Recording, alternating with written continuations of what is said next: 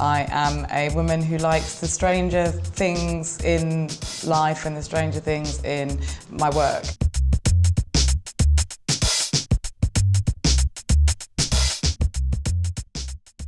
When any strange liquid gushes involuntarily out from, well, anywhere, it can be a massive turn-off.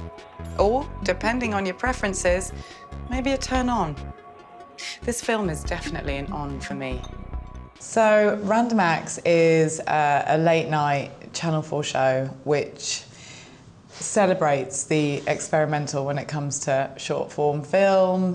This is its third series. It's my first time ever hosting the show and my first time ever hosting Full Stop, which is why I'm now drawn to the centre of the camera. I really wanted to get involved because it was a really interesting time when I was approached by Channel 4 and by Random Acts to do it, because I was also kind of very much in the midst of having just finished my own short film.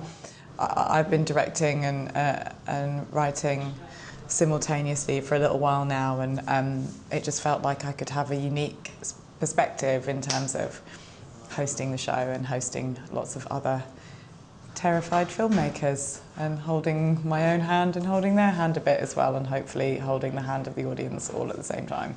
Yeah, I have a lot of respect now for presenters. I had respect for them before, but I think especially when you're hosting something that is a film show, whereby you're having to kind of be the person that is comforting the viewer in between what is quite genuinely edgy and experimental work, that was a tone that had to be like really nailed, and I don't know if anyone else has ever tried to play the game, find your presenting persona, but that's the game that I've just been playing with myself. And you don't know what your persona is going to be until you start speaking down the lens. And I seem to have a situation whereby the more passionate I am about stuff, the more sarcastic my voice sounds. So it's kind of like the vocal version of resting bitch face. So that's not useful, but what was really easy is the fact that I had felt so drawn to and so impressed by all of the material in the lineup that you could always find a sort of a personal connection, which made writing those links, which are very difficult, much easier. It was really nice as well that once I was on board, there was still a couple of slots to fill, and so the team at Random Acts said, why don't you really throw yourself into the curation side of it and ask some people that you might know or some collaborators that you might have, whether they have anything. I was like, actually, I've got a short film in the drawer which nobody wanted. Can I foist that off on you guys? And they were like, yeah, that sounds great. And it just so happened that it was a film that felt a bit too experimental for the more commercial enterprises that I was hoping might embrace it. So it was like, I also have a film that feels like it fits in the family of what you guys are doing here. If I could describe the collection of films we've got this year, I would say they are bold. I would say they are quite sexy, but not in an obvious way.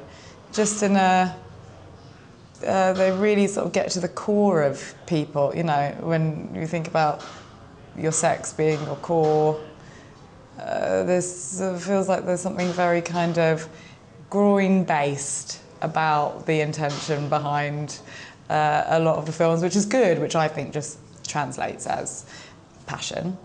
And probably the third word I would use is short. Very short. So there's no reason for not watching them, because you can do anything for 5 minutes.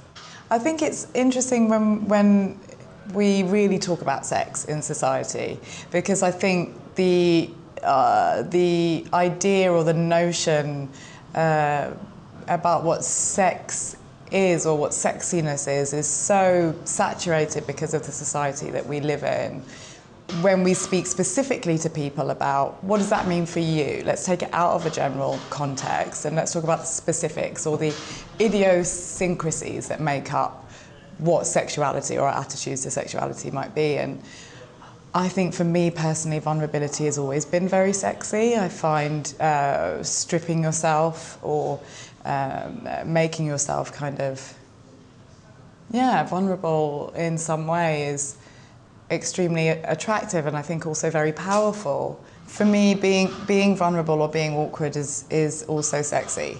I think for me, being vulnerable is also powerful. I think for me, being powerful is sexy. You know, there's so many different facets to make up what anyone's sexuality is, that I don't think the film and my approach to the film are necessarily separate, but maybe more about just being very specific to me, so therefore will be multifaceted.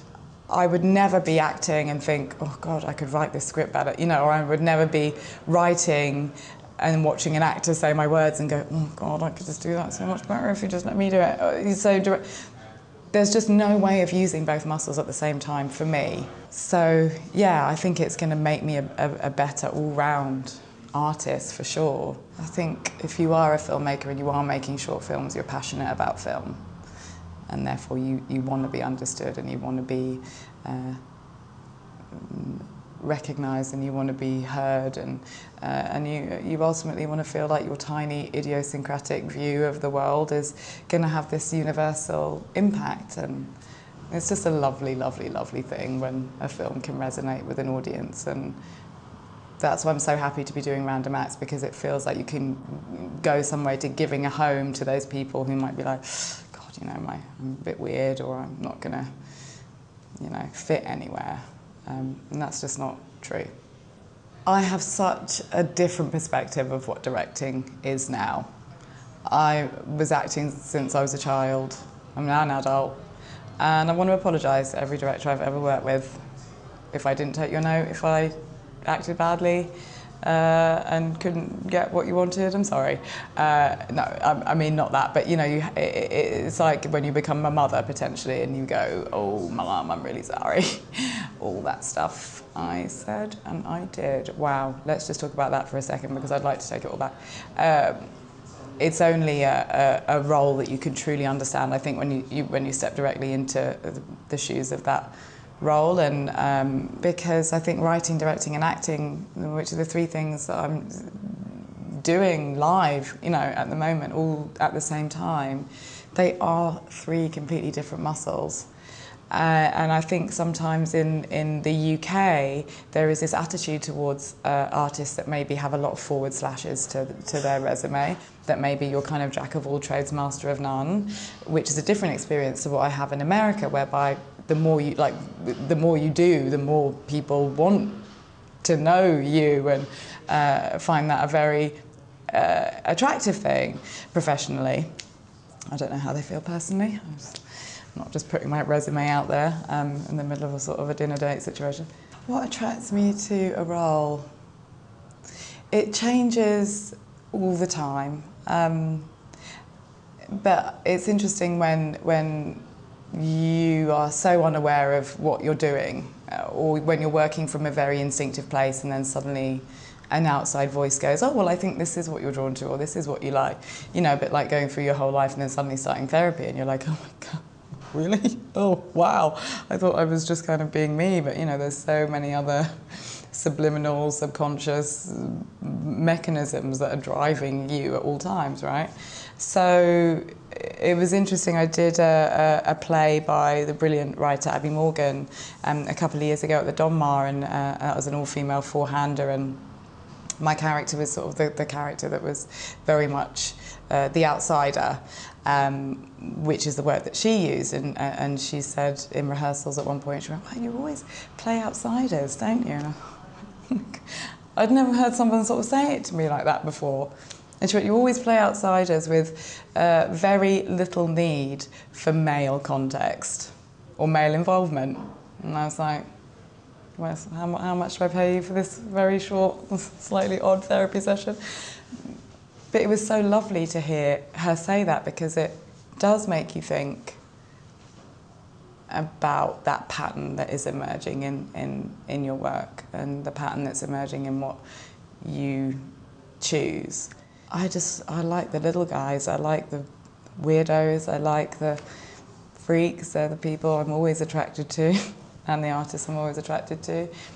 People with a level of duality, people with a level of complexity, ones that you need to have a second look to really understand, has just always been my thing.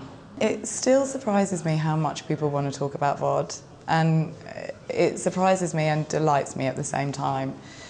It's interesting that that's the character I'm being asked about, because it's probably the one character in definitely in my televisual career that came so much from instinct that it's actually really hard to talk about. I had such a little amount of time in which to create her that it just had to come from pure instinct and pure subconscious, again, kind of psychological stuff that's not tapped often. It just took all of that to come through, and so the fact that you are sometimes in a position where you can really put your truth out there, and that's what the position I was in with VOD and my interpretation of that character, the fact that that has been embraced, like honestly, it still like gives me goosebumps now, because you hardly ever get those two things together. You hardly ever get to go, this is me, this is a truth that I feel about this character, it's potentially going to be crazy. Why am I speaking like this? Why am I walking like this? Why am I deciding to make all these different decisions? But then to have that interpretation embraced is like it's a special thing. Yeah, I miss her a lot. I miss her a lot. You hardly ever get the opportunity to embody, well, I don't, as a sort of a slightly anxious, overthinking person. You hardly ever get the chance to embody someone who just gives none of the fucks. And that's very therapeutic. And doing that for 5 years, I think, was probably very good for my soul. It's increasingly important to me to feel like I have some kind of agency within the industry that I've worked for a long time. I really like the phrase, the lunatics are always going to want a chance to run the asylum. I've butchered that phrase, but that's essentially the gist of it. And so setting up this production company, Asylum, was a mixture of me having acted for such a long period of time, or written for a very long period of time. Really? Oh my God. It's super easy for me. I'm a woman, I'm an artist, I am a woman of colour, I am a tall woman, I am a woman who likes the stranger things in life and the stranger things in my work. So when you are made up of potentially lots of different elements that make you not the most commercial thing in the world, and you want to have agency and you want to have longevity, you make your own company when you can, and you work out ways to have the agency that you want in your career, because you want it to last a long time, and I would like mine to last a long time, because I don't believe there is a glass ceiling in terms of age or gender in this business, and maybe I can sort of walk that walk and talk that talk at the same time. That would be ideal.